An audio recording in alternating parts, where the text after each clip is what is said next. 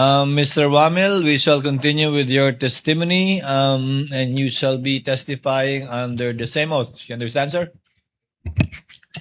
Kindly respond through the mic. Okay po, Your Honor. We shall now proceed with the cross-examination of the counsel for respondent. Attorney Poa, you may proceed when you're ready. Thank you, Your Honor. Thank you. Mr. Wamil, good afternoon po, sir. Good afternoon po, sir. Sa pagkaalala ko po, nabanggit niyo po that you were formerly with ICFAO as a state auditor. Tama po ba? Yes, sir. And you are a certified public accountant. Tama po ba? Yes, sir. You're also a lawyer, correct? Yes, sir. You passed the bar in 2022.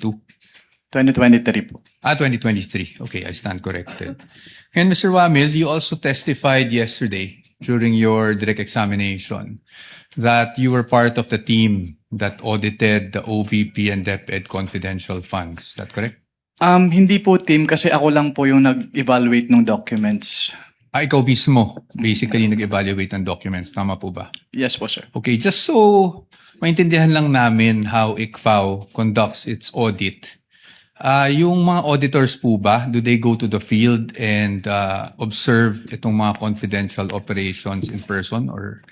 Since what we do po is compliance audit, we base our audit on the documents being submitted to the ICFAO. Okay. And do you get special training as auditors pagdating sa how confidential or intelligence operations are conducted? We base po our observations on the provisions naman po ng Joint Circular 2015-01.